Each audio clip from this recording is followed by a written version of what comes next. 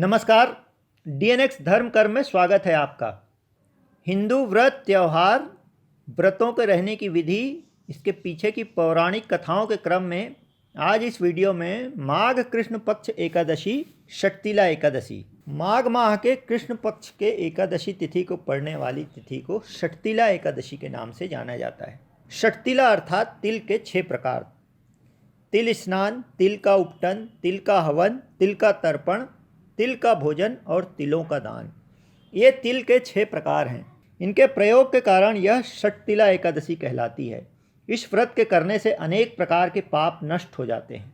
एकादशी व्रत विधान और इसके पौराणिक कथा के क्रम में आइए जानते हैं आज इस वीडियो में षटतिला एकादशी की महिमा और इस व्रत के रहने के पीछे की पौराणिक कथा। प्राचीन काल में एक समय दालभ्य ऋषि मुनि पुलस्त के पास जिज्ञासा लेकर आए।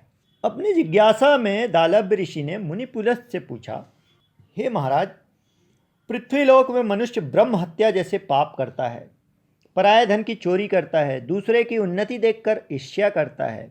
मनुष्य अनेक प्रकार के व्यसनों में फंसे रहते हैं, फिर भी उन्हें नरक प्राप्त नहीं होता। वे न जाने कौन सा दान पुण्य करते हैं जिससे उनके पाप नष्ट हो जाते हैं। दालभ्य ऋषि ने मुनि से पूछा, कृपा पूर्वक मुझे बताइए। पुलस्त मुनि कहने लगे। पुलस्त मुनि ऋषि दालभ्य के इस प्रश्न से प्रसन्न हो गए। उन्होंने ऋषि दालभ्य को कहा, आपने मुझसे अत्यंत गंभीर प्रश्न किया है, इससे संसार के जीवों का भला होगा। इस प्रश्न के उत्तर में उन्होंने कहा कि इससे संसार के जीवों का भला होगा। पुलस्त मुनि ने ऋषि से कहा, आज मैं आपको एक भेद बताता हूँ। इस भेद को ब्रह्मा, विष्णु, रुद्र तथा इंद्र भी नहीं जानते, परंतु मैं आपको इस गुप्त तत्व से अवगत कराऊंगा। ऋषि ने कहा, माघ मास लगते ही मनुष्य को सूर्योदय से पूर्व उठकर स्नान आदि करके अपने इंद्रियों को वश में करके काम, क्रोध, लोभ, मोह, अहंकार, ईर्ष्या तथा द्वेष आदि का त्याग कर भगवान का स्मरण करना चाहिए।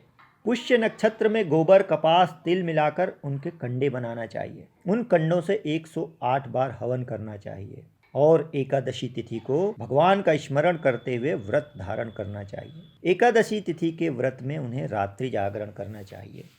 मुनि पुलस्त ने दालभ्य ऋषि से कहा, एकादशी व्रत रहकर तिल का स्नान, तिल का उपटन, तिल का हवन, तिल का तर्पण और तिल का भोजन, साथ ही तिलों का दान, ये तिल के 6 प्रकार हैं। इनके प्रयोग के कारण यह षटतिला एकादशी कहलाती है। इस व्रत को करने से मनुष्य के अनेक प्रकार के पाप नष्ट हो जाते हैं। इतना कहकर मुनि पुलस्त ने दालभ्य ऋषि से कहा, इस एकादशी व्रत की मैं तुम्हें महिमा कहता हूँ। ऋषि पुलस्त ने दालभ्य ऋषि से कहा, एक समय नारद जी ने भगवान विष्णु से भी यही प्रश्न किया था। भगवान विष्णु ने नारद जी को षटतिला एकादशी का महात्म्य बताते हुए कहा, हे नारद, ध्यानपूर्वक सुनो। प्राचीन काल में मृत्युलोक में एक ब्राह्मणी रहती थी। वह ब्राह्मणी सदैव व्रत किया करती थी। एक बार वह 1 मास तक व्रत करते रही। 1 माह तक व्रत करने के कारण उसका शरीर अत्यंत दुर्बल हो गया। वह ब्राह्मणी अत्यंत बुद्धिमान थी।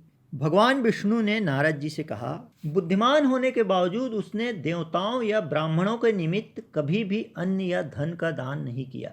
उस ब्राह्मणी के भक्ति से भगवान प्रसन्न तो हुए, परंतु उन्हें एक चिंता भी सताने लगी। भगवान ने कहा, मैंने सोचा कि ब्राह्मणी ने व्रत आदि करके अपना शरीर शुद्ध तो कर लिया है, इससे उसे विष्णु लोक की प्राप्ति हो जाएगी, परंतु अन्न या धन का दान नहीं करने से इसे तृप्ति नहीं मिलेगी। इसका तृप्त होना मुश्किल है। भगवान ने आगे कहा, ऐसा सोचकर मैं भिखारी का वेश धारण किया और मृत्युलोक में उस ब्राह्मणी के पास चले गया। उससे भिक्षा मांगी। वह ब्राह्मणी बोली, महाराज, किस लिए आए हो? मुझे देखते ही वह ब्राह्मणी बोली, महाराज, आप यहाँ किस लिए आए हैं? मैंने कहा, मुझे भिक्षा चाहिए माता। इस पर उसने एक मिट्टी का ढेला मेरे भिक्षा पात्र में डाल दिया। मैं उस मिट्टी के ढेले को लेकर स्वर्ग आ गया। कुछ समय बाद ब्राह्मणी भी शरीर त्याग कर स्वर्ग में आ गई।